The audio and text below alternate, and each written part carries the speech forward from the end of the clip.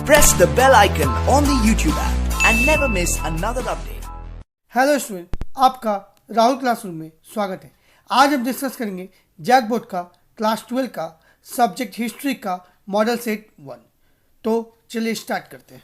तो मैंने इससे पहले ऑब्जेक्टिव क्वेश्चन बना रखा है हिस्ट्री का, जिन्होंने नहीं देखा है लिंक डिस्क्रिप्शन में जाकर देख लें। आज हम डिस्कस करने वाले हैं इसका सब्जेक्टिव क्वेश्चन। तो चलिए स्टार्ट करते हैं।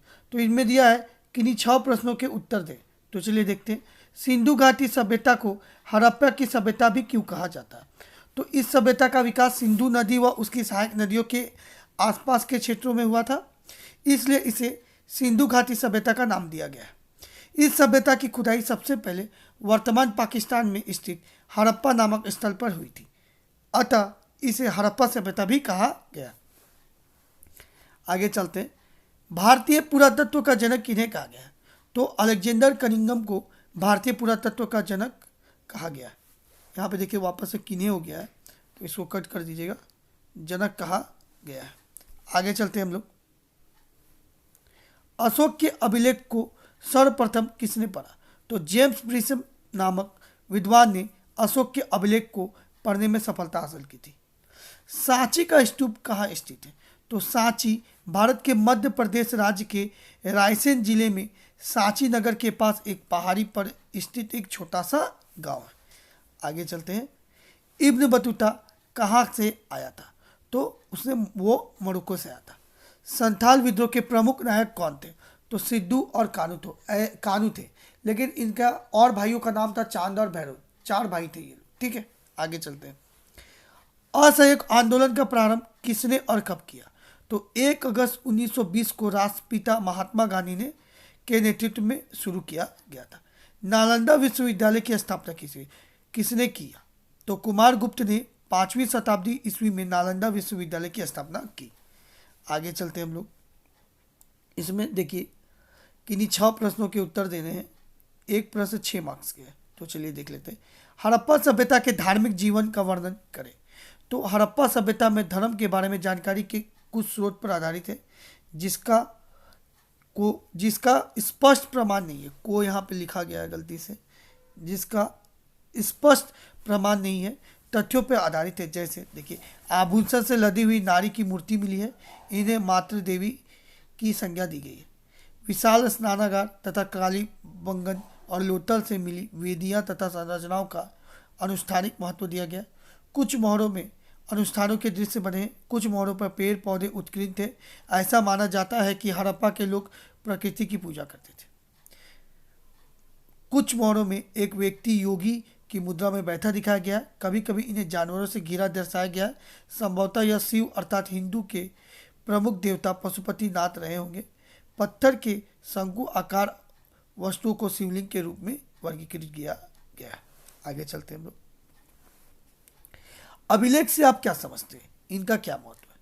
अभिलेख से तात्पर्य पत्थर पर उत्कीर्ण किए गए उन शिलालेखों को कहा जाता है जो प्राचीन काल में शासक, राजा आदि अपने आदेशों तथा अपने घोषणाओं अथवा संदेशों आदि को पत्थर पर उत्कीर्ण करवा कर उन्हें जगह जगह पर लगवा देते थे, ताकि उनकी प्रजा उन शिलालेखों को जब चाहे पढ़ सके।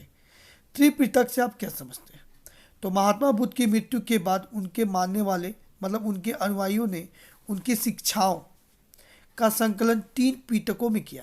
इन 3 पिटकों को संयुक्त रूप से त्रिपिटक कहा जाता है। यह 3 पिटक है: विनय पिटक, सूत पिटक और अभिधम्म पिटक।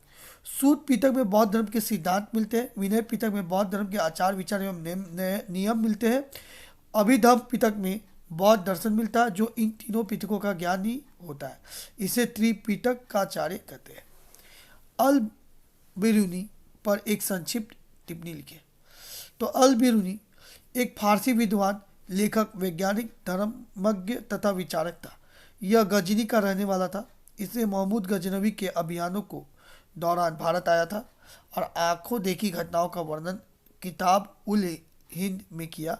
इसने भारत में प्रचलित सती प्रथा, राजाओं के आपसी फूट आदि की विस्तृत जानकारी अपनी किताबों में की। आगे चलते हैं हम लोग। सगुण भक्ति और निर्गुण भक्ति परंपरा क्या है बताएं। तो सगुण भक्ति में शिव, विष्णु तथा उनके अवतार एवं देवियों की आराधना होती है, जिनकी मूर्त रूप में अवधारणा की जाती है। निर्गुण भक्ति परंपरा में अमूर्त निराकार ब्राह्मण की उपासना की जाती थी। गोपुरम से आप क्या समझते हैं? तो द्रविड़ शैली के मंदिरों में गोपुरम से तात्पर्य प्रांगण का मुख्य प्रवेश द्वार से है। इसका आधार भाग प्रायः वर्गाकार होता है। इसके ऊपर का भाग सीधा पिरामिड नुमा बना रहता है जिसमें अनेक मंजिलें होती है। इसका शीर्ष भाग गुंबदाकार होता है। 1857 के तत्कालीन कारण को बताएं। तो 1857 के विद्रोह के तत्कालीन कारण सैनिक थे। एक अफवाह यह फैल गई कि नई एनफील्ड राइफलों के कारतूसों में गाय और सुअर की चर्बी का प्रयोग किया जाता है। सिपाहियों को इन राइफलों को लोड करने से पहले कारतूस को मुंह से खोलना पड़ता था। हिंदू और मुस्लिम दोनों सिपाही ने इनका इस्तेमाल करने से इनकार कर दिया। आगे चलते हैं हम लोग। बालसहारा और बेसहारा से आप क्या समझते हैं? तो चलिए देख लेते हैं। बालसहारा के अंतर्गत वे सिलसिले थे जो शरीयत इस्लामी कानून को मानते थे और नमाज रोजा आदि नियमों का पालन करते थे। इनमें प्रमुख थे चिश्ती, सुहारवर्दी, फिरदौसी, कादरी व नक्शबंदी सिलसिले थे। बेसहारा सिलसिलों में शरीयत के नियमों को नहीं मानते थे। कलंदर फिरदौसी सिलसिल इसी समुदाय से संबंधित है। चलिए अब लॉन्ग क्वेश्चन को देख लेते हैं। इसमें 4 क्वेश्चन अटेम्प्ट करना है, हर क्वेश्चन 5 मार्क्स का। मोहनजोदड़ो की विशेषताओं का वर्णन करें। तो चलिए देखते हैं। मोहनजोदड़ो को हड़प्पा सभ्यता का सबसे बड़ा शहरी केंद्र माना जाता था। इस सभ्यता का नगर योजना, गृह निर्माण, मुद्रा मोहरों आदि की अधिकांश जानकारी मोहनजोदड़ो से प्राप्त हुई है। चलिए देखते हैं। पहला पॉइंट इसका, नियोजित शहरी केंद्र। यह नगर 2 भागों में विभाजित था। एक छोटा लेकिन ऊंचाई पर बनाया गया और दूसरा कहीं अधिक बड़ा लेकिन नीचे बनाया गया। पुरातत्वविदों ने उन्हें क्रमशः दुर्ग और निचला शहर का नाम दिया। दुर्ग की ऊंचाई का कार्य यह था कि यहाँ की संरचनाएं कच्ची ईंटों के चबूतरों पर बनी थी। दुर्ग को दीवार से घेरा हुआ गया था, जिसका अर्थ है कि इस निचले शहर से अलग किया गया था। निचला शहर भी दीवार से घेरा गया था। इसके अतिरिक्त कई भवनों को ऊंचे चबूतरों पर बनाया गया था जो नींव का कार्य करते थे। दुर्ग क्षेत्र के निर्माण तथा निचले क्षेत्र में चबूतरों के निर्माण के लिए विशाल संख्या में श्रमिकों को लगाया गया होगा। आगे चलते हैं। प्लेटफॉर्म। इस नगर की यह विशेषता रही होगी कि पहले प्लेटफॉर्म या चबूतरों का निर्माण किया जाता होगा तथा बाद में इस तथ्य सीमित क्षेत्र में निर्माण किया जाता होगा। इसलिए ऐसा प्रतीत होता है कि पहले बस्ती का नियोजन किया गया था और फिर उसके अनुसार कार्यान्वयन। इसकी पूर्व योजना का पता ईंटों से भी लगता है। यह ईंट भट्टी में पकी हुई, धूप से सूखी हुई अथवा एक निश्चित अनुपात की होती थी।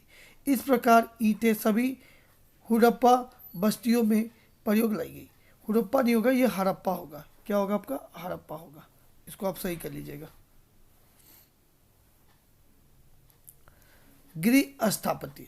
मोहनजोदड़ो का निचला शहर आवासीय भवनों के उदाहरण प्रस्तुत करता है। घरों की बनावट में समानता पाई गई है। ज़्यादातर 3 घरों में आंगन होता था। उसके चारों तरफ कमरे बने होते थे। हर घर का ईंटों से बना अपना एक स्नानागार होता था जिसकी नालियाँ दीवारों के माध्यम से सड़क की नालियाँ से जुड़ी हुई थी। दुर्ग में कई भवन ऐसे थे जिनका उपयोग विशेष सार्वजनिक उद्देश्यों के लिए किया गया था। निम्नलिखित 2 संरचनाएं सबसे महत्वपूर्ण थी। माल गोदाम, विशाल स्नानागार। इसकी विशिष्ट संरचनाओं के साथ इनके मिलने से इस बात का स्पष्ट संकेत मिलता है कि इसका प्रयोग किसी प्रकार के विशेष अनुष्ठानिक स्नान के लिए किया जाता था। नालियों की व्यवस्था। मोहनजोदड़ो में नालियों का निर्माण भी बहुत नियोजित तरीके से किया गया था। ऐसा प्रतीत होता है कि पहले नालियों के साथ गलियों का निर्माण किया गया था, फिर उनके अगल बगल आवासों का निर्माण किया गया था। प्रत्येक घर के गंदे पानी की निकासी एक पाइप से होती थी जो सड़क की गीली नाली से जुड़ा होता था। यदि घरों के गंदे पानी को गलियों से नालियों से जोड़ा जाता था तो प्रत्येक घर की कम से कम एक दीवार का गली से सटा होना आवश्यक था। सड़कें और गलियाँ। जैसे ज्ञात होता है कि सड़कें और गलियाँ सीधी होती थी और एक दूसरे को समकोण पर काटती थी। मोहनजोदड़ो में निचले नगर में मुख्य सड़क 10.5 चौड़ी थी। इसमें प्रथम सड़क कहा गया। बाकी सड़कें 3.6 से 4 मीटर तक चौड़ी थी। गलियां एक गलियारे 1.2 मीटर या उससे अधिक चौड़े थे। घरों के निर्माण से पहले सड़कों और गलियों के स्थान छोड़ दिया जाता था। आगे चलते हम लोग मगध साम्राज्य के शक्तिशाली होने के कारणों की चर्चा करें। तो देख लेते हैं। पहला, मगध तीनों ओर से सुरक्षित पहाड़ियों से घिरा हुआ था। दूसरा, मगध के मध्य में जीवनदायिनी गंगा तथा सोन नदी बहती थी। तीसरा, मगध की सीमाओं में प्रचुर मात्रा में खनिज संपदा उपलब्ध थी, विशेष रूप से लोहे की खानें थी। मगध महाजनपद को शक्तिशाली और महत्वाकांक्षी राजाओं की प्राप्ति हुई है। मगध शासकों ने अपनी कूटनीति तथा वैवाहिक संबंधों से मगध को शक्तिशाली बनाया। आगे चलते हैं।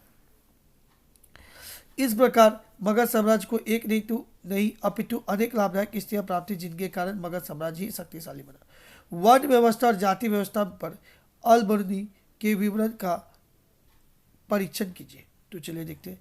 अल बिरूनी ने भारतीय जाति व्यवस्था को संस्कृत के धर्म ग्रंथों के आधार पर समझने का प्रयास किया। इन ग्रंथों में ब्राह्मणों के दृष्टिकोण से जाति व्यवस्था को संचालित करने वाले नियमों का प्रतिपादन किया गया था।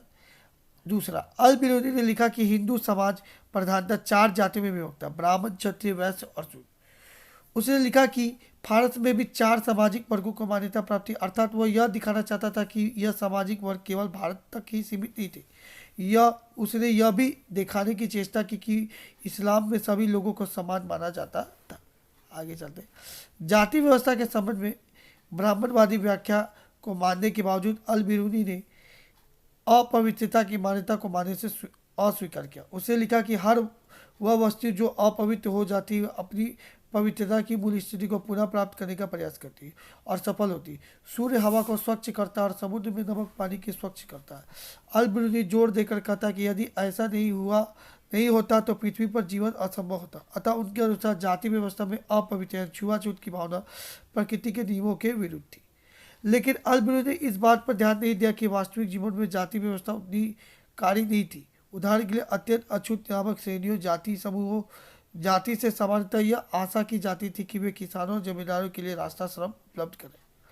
दूसरे शब्दों में, यद्यपि यह प्रायः सामाजिक प्रताड़ना का शिकार होते थे, तथापि इन्हें आर्थिक संकट में शामिल किया जाता था। आगे चलते हैं। संतान के विद्रोह के प्रमुख कारणों की विवेचना करें। तो चलिए देख लेते हैं। राजनीतिक कारण। लॉर्ड डलहौजी की साम्राज्यवाद की नीति के कारण भारतीय देशी राजाओं में एक बेचैनी एवं असंतोष व्याप्त था। हड़प की नीति, गोद निषेध की नीति तथा कुशासन की नीति के कारण विभिन्न देश से राज्यों को अंग्रेजी साम्राज्य में सम्मिलित किया गया था।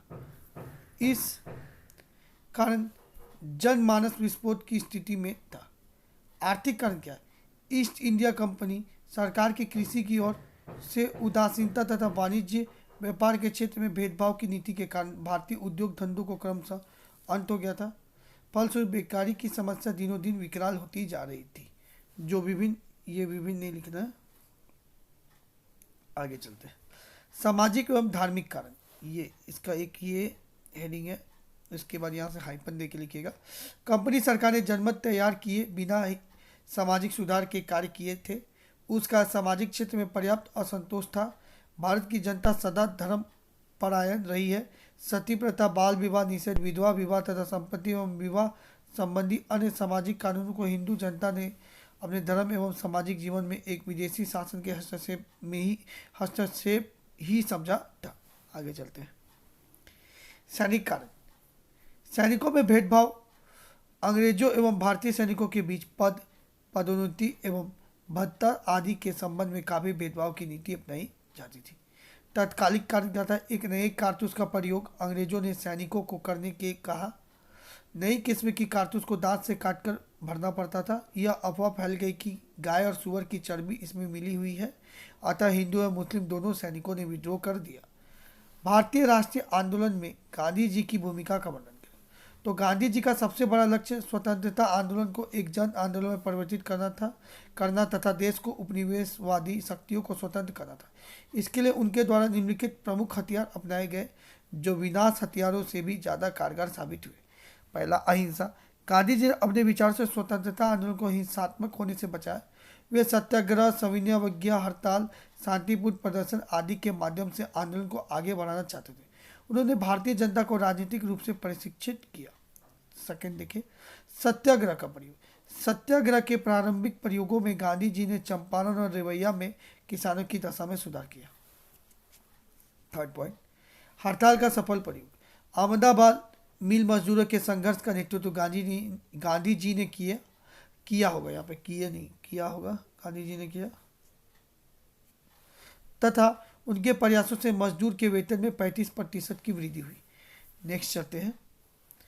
असहयोग। 1920 ईस्वी में गांधी जी ने असहयोग आंदोलन प्रारंभ किया। इस आंदोलन का उद्देश्य प्रत्येक स्तर पर सरकार का विरोध एवं बहिष्कार तथा राष्ट्रीय चेतना को जागृत करना था। इस आंदोलन में जनता ने बढ़ चढ़ कर पूर्ण उत्साह से भाग लिया। सविनय अवज्ञा आंदोलन। 1930 ईस्वी में गांधी जी ने सविनय अवज्ञा आंदोलन के अंततः दांडी यात्रा की तथा नमक कर का उल्लंघन किया। स्वदेशी और बहिष्कार। उन्होंने स्वदेशी और बहिष्कार को अपनाया। उन्होंने स्व चरखा चलाया तथा खादी वस्त्र पहने। जनता पर इसका व्यापक प्रभाव पड़ा और चरखा राष्ट्रीय असीमितता प्रतीक बन गया। 7वां पॉइंट, हिंदू मुस्लिम समन्वय का प्रयास। गांधी जी ने खिलाफत आंदोलन को सक्रिय सहयोग प्रक्रिया इससे हिंदू मुस्लिम एकता का वातावरण बना तथा गांधी भी भविष्य के आंदोलन में मुस्लिम सहभागिता के प्रति आश्वस्त हुए। दलितोद्धार एवं समाज सुधार। गांधी जी ने समाज सुधार को स्वतंत्र आंदोलन का अंग बनाया। उन्होंने अस्पृश्यतों की दुर्दशा को दूर करने का प्रयास किया। उन्होंने दलितों को हरिजन नाम दिया। गांधी जी स्त्री स्वतंत्रता के प्रबल समर्थक थे। उनके प्रयासों से भारी संख्या में स्त्रियों ने स्वतंत्रता आंदोलन में भाग लिया।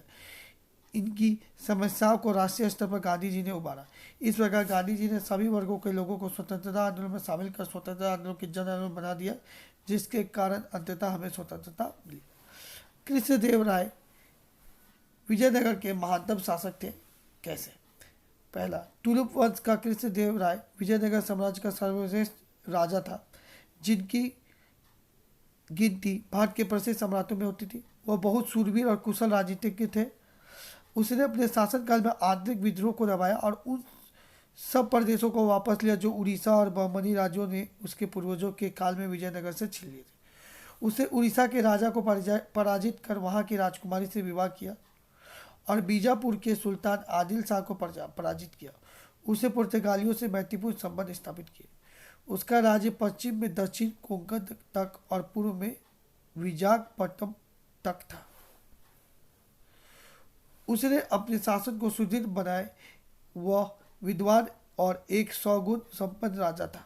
वह एक महान शासक था और न्याय में विश्वास करता था। उसका कहना था कि सम्राट को धर्मादर्शों के अनुसार शासन करना चाहिए। एक इतिहासकार के अनुसार कृष्णदेव राय ने लोगों के समक्ष एक विद्वान शासक का आदर्श रखा, जिसका यह महत्वपूर्ण दायित्व था कि वह विद्वानों एवं कवियों को संरक्षण प्रदान करे और भाषा एवं साहित्य के विकास का मार्ग प्रशस्त करे। इस प्रकार हम पाते हैं कि कृष्णदेव राय साहित्य का प्रेमी एवं संरक्षक था। आगे चले हम लोग। कृष्णदेव राय के समय शांति एवं समृद्धि थी। उसने अनेक सुंदर मंदिरों का भी निर्माण कराया और उन्हें भव्य गोपुरमों से सुसज्जित किया। उसने अपनी मां के नाम पर विजयनगर के समीप ही नगलपुरम नामक उपनगर की स्थापना की। तो ये आपका 52 क्वेश्चंस थे जो पूरी तरह से कंप्लीट हो गए। अगर आपको मेरी वीडियो अच्छी लगी हो तो प्लीज़ लाइक, शेयर और सब्सक्राइब करें और बेल आइकन की घंटी को दबाना ना भूलें। धन्यवाद।